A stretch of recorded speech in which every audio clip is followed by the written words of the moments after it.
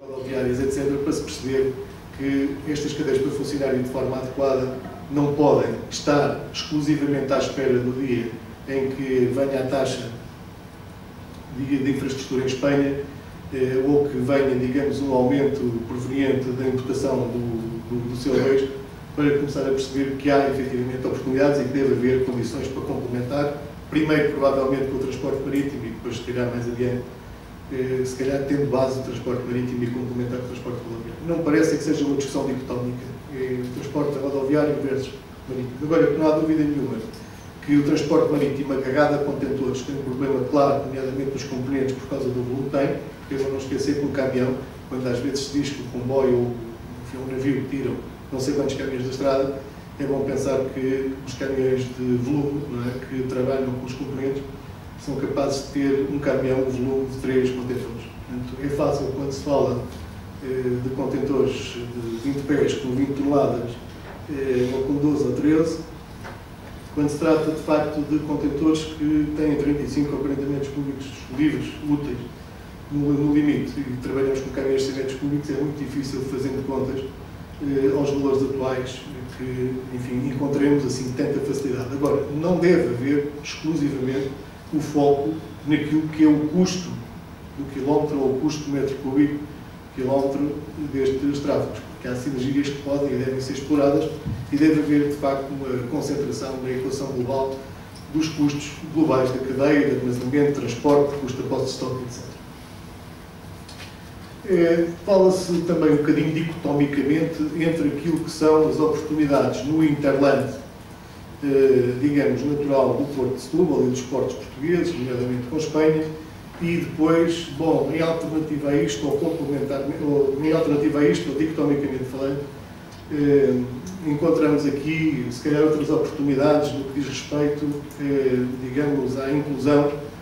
dos nossos portos nas redes atlânticas. Mais uma vez, é uma falsa discussão, porque, no caso concreto em Portugal, poucas são as possibilidades de colocar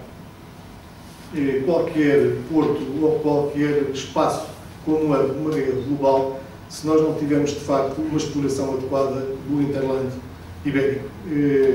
Se não ganharmos dimensão, se não ganharmos força, se não ganharmos volume com essa dimensão, dificilmente é possível imaginar interesse. Não quer dizer que não haja, não quer dizer que não haja casos pontuais, mas não é fácil, para não dizer que é muito difícil mesmo,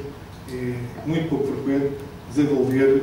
um hub transcontinental sem ter efetivamente dimensão a nível local. Portanto, aqui Portugal vive hoje agarrado a essa necessidade, a nosso ver. Portanto, tem que efetivamente explorar tudo o que pode explorar em termos de dimensão na penetração do seu hinterland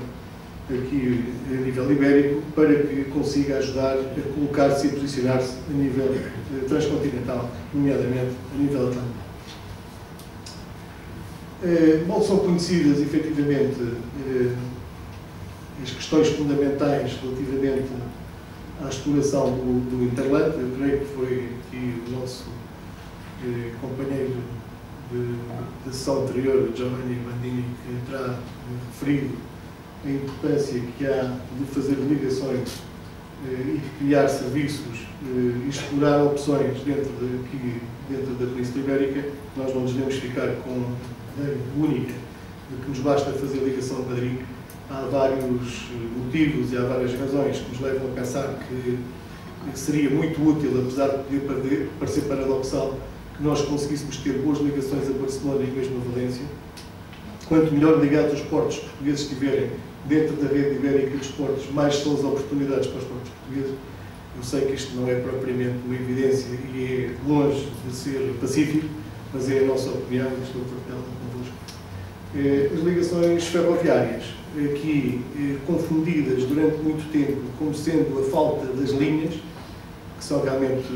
uma infraestrutura fundamental, sem elas não há transporte ferroviário, estão longe, muito longe, de ser o suficiente para garantir que nós venhamos a ter o serviço que precisamos, com o preço e com a frequência necessária para poder explorar esse internet. Referi-me a isso mais à frente nas conclusões.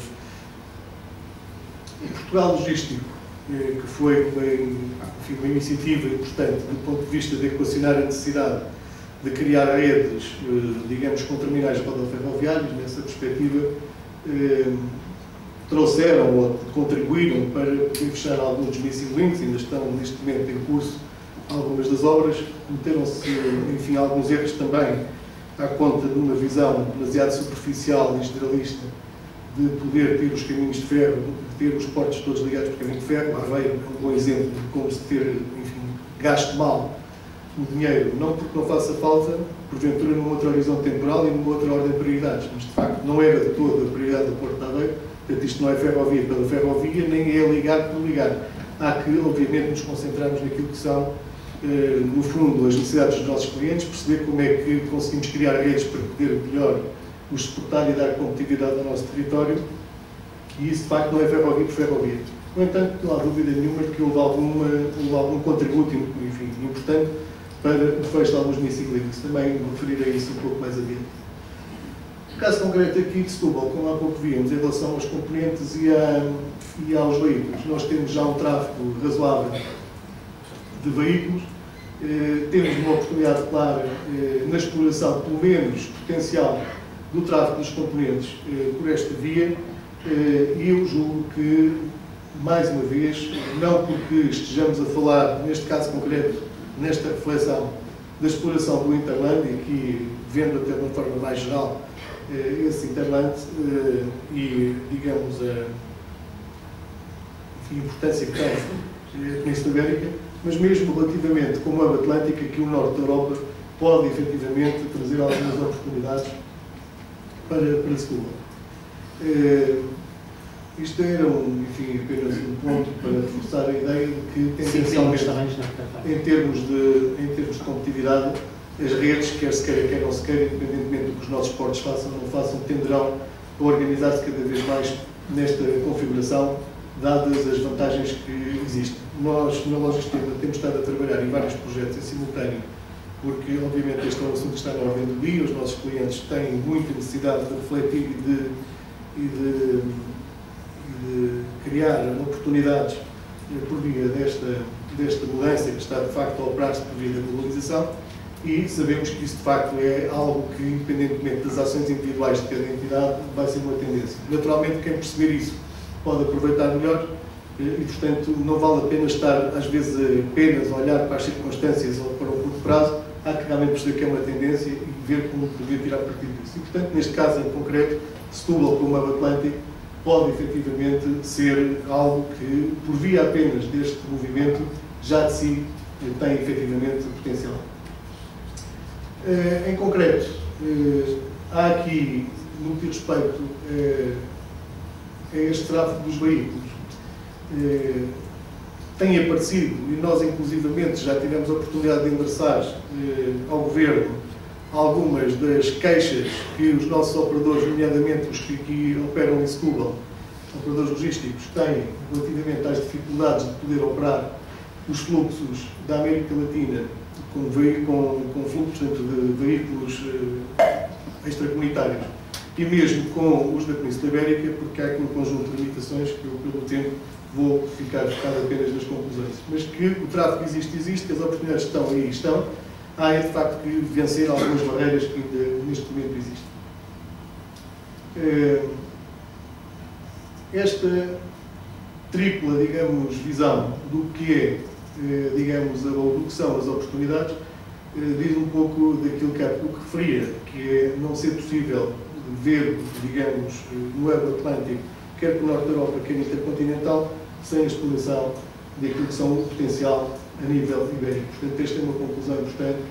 que não devemos perder de vista e, em concreto, não olhar só em Madrid, mas olhar, de facto, para aquilo que são a importância da ligação aos outros portos, nomeadamente, em caso concreto aqui de Setúbal, também por paradoxal que pareça, a ligação com Vigo não é despiciente.